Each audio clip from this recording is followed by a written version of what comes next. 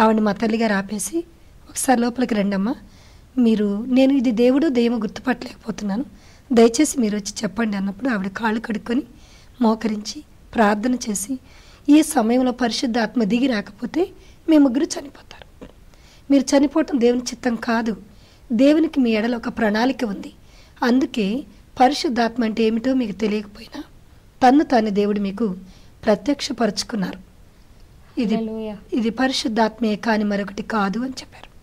కానీ మమ్మీకి ఆవిడ మాటల మీద కూడా నమ్మకం లేదు. మమ్మీ గతంలో 2 మాసాలకు ముందు గుంటూరులో బైబిల్ మిషన్లో బాప్తిసం పొందొచ్చారు. మమ్మీ అన్నారు, ఆ పాస్టర్ గారి దగ్గరికి తీసుకువెళ్తాను, ఆయన ఇది పరిశుద్ధాత్మ అంటే నమ్ముతాను, దురాత్మ అంటే ఆయనే ప్రార్థన చేస్తారు అని చెప్పి నన్ను సోమవారం స్వస్తిశాలని గుంటూరులో పెద్ద కాకాని దగ్గర జరుగుతుంది, చాలా బిజీగా ఉంటారు పాస్టర్స్ అందరూ, వేల మంది అక్కడికి రోగులు వస్తారు కనుక ఆ దినం వెళ్ళిన పాస్టర్స్ మాట్లాడరని మంగళవారం సన్నిధిని జరుగుతుంది. గుంటూరు రైలుపేటలో బేతేల్ హౌస్లో సన్నిధిని జరిగేది ఆ దినాల్లో. అక్కడికి మమ్మీ నన్ను తీసుకుని వెళ్ళారు. పాస్టర్ గారు చూచి మమ్మీని భయపడిపోయారు. ఎందుకనగా ఒక హిందూరాలు, అప్పటికి మమ్మీ వయసు 24 సంవత్సరాలే, ఆ యవ్వన కాలంలో పోరాడి బాప్తిసం పొందారు, వీరి బంధువులు ఎవరైనా దెబ్బలాటకు వచ్చారా ఏంటి అని భయపడిపోయారు. ఆయన, అమ్మ మీరు ఎందుకు వచ్చారు, ప్రభు సంస్కారం ప్రభు బల్లకే కదా మీరు నెలకోసారి వస్తారు, మరి మధ్యలో మీరు ఎందుకు వచ్చారు అని అడిగారు. మా తల్లిగారు ఆదివారం జరిగిన కథ అంతా ఆయనకి చెప్పారు. అప్పుడు ఆయన అన్నారు, మంచిదమ్మా మీరు ఇక్కడ వరండాలో కూర్చోండి, పాప నేను టెర్రస్ పైకి తీసుకెళ్తాను, ఇప్పుడే తీసుకొని వస్తాను అని నన్ను పైకి తీసుకెళ్ళి, పాప మోకరించు నేను ప్రార్థన చేస్తాను అన్నారు. వితిన్ సెకండ్లో ఆయన ప్రార్థన ముగించేశారు. పాప నీకేమైనా కనబడిందా అన్నారు. ఆ వితిన్ సెకండ్లో ఆకాశంలో తెలుగులో బంగారపు వన్నెలో మత్తయి సువార్త 11వ అధ్యాయం 28వ వచనం చాలా పెద్ద సైజు అక్షరాల్లో కనబడింది. అది బంగారపు వన్నెలో మెరుస్తూ ఉంది. ఆ దినాల్లో దీన్ని వాక్యం అంటారని నాకు తెలీదు, కొన్ని మాటలు నాకు కనబడ్డాయని చెప్పాను.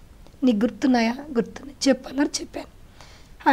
ప్రయాసపడి భారము మోసుకొనుచున్న సమస్త జనులారా నా యొద్దకు రండి, నేను మీకు విశ్రాంతిని కలుగు చేస్తాను. మంచిది పద క్రిందకి. ఆయన కూడా ఎక్కడుందో ఈ వాక్యం రిఫరెన్స్ ఏం చెప్పలేదు. అప్పటి వరకు నేను బైబిల్ ముట్టుకోలేదు, బైబిల్లో ఉన్నదన్న సంగతే నాకు తెలియదు. ఆయన నన్ను క్రిందకి తీసుకుని వెళ్ళి, అమ్మ బైబిల్ మిషన్ స్థాపకులైన ముంగమూరి దేవదాసయ్య గారికి దేవుడు బైబిల్ మిషన్ స్థాపించమని బంగారపు వన్నెలో తెలుగులో చూపించారు. ఆ దైవజను దేవుడు బహు బలముగా వాడుకున్నారు. ఈ బిడ్డకు కూడా దేవుడు తెలుగులో బంగారపు వన్నెలో ఈ వాక్యం చూపించారు అంటే ఈ బిడ్డను కూడా దేవుడు బలంగా వాడుకుంటారు. కానీ మీరు హిందువులు, మీ ఇంట్లో ఒక ప్రక్క విగ్రహారాధన జరుగుతుంది, మీరు వరండాలో ఒక చిన్న గదిని ఏర్పాటు చేసుకుని యేసుప్రభువు వారి ఫోటో పెట్టుకుని అక్కడ ప్రార్థిస్తున్నారు. మరి ఆ విగ్రహముల దగ్గర పెట్టినవి ఈ బిడ్డకు పలహారాలు తినిపించకుండా, విగ్రహముల గృహాలకు గుళ్లకు తిప్పకుండా ఈ బిడ్డని మీరు పరిశుద్ధంగా పెంచగలిగితే పరిశుద్ధాత్మ ఎప్పుడు కూడా ఆమెతో ఉంటుంది. మీరు అపరిశుభ్రంగా పెంచితే పరిశుద్ధాత్మ ఆమెలో నుండి వెళ్ళిపోతుంది. పొందటం గొప్ప సంగతి, కానీ దాన్ని కాపాడుకోవటం మరీ గొప్ప సంగతి అని ఇలా కొన్ని హెచ్చరికలు చేసి మమ్మల్ని పంపించేశారు. మేము వెళ్ళిపోయాం.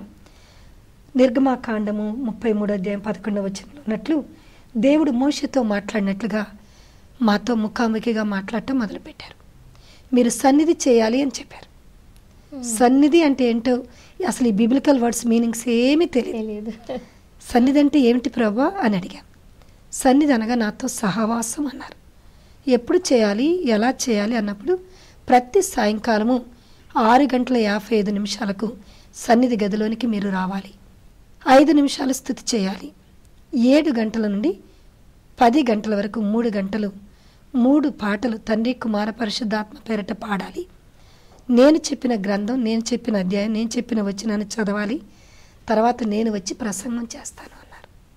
ఎందుకు ప్రభు ఆ మాట అన్నారంటే, మా అమ్మమ్మ గారు బాప్టిజం తీసుకుంటానని మా తల్లిగారు చెప్పినప్పుడు ఇంట్లో పెద్ద యుద్ధం ప్రారంభమైంది. మమ్మీ తీసుకుంటానని, అమ్మమ్మ గారు వద్దని. తీసుకుంటే బాప్టిజం నువ్వు బొట్టు తీసేయాలి, భర్తలు చనిపోయిన వారు బొట్టు తీస్తారు, రేపు నీ అత్తమామలకి నేను ఎలా జవాబు చెప్పాలి, కనుక నువ్వు మనశ్శాంతి కొరకు బైబిల్ చదువుకో, కానీ బాప్టిజం వద్దు అన్నారు అమ్మమ్మ. కానీ మా అమ్మ మొండిగా తీసుకున్నారు. అప్పుడు ఒక కండిషన్ పెట్టారు అమ్మమ్మ గారు, ఏ పాస్ట్ మన ఇంటికి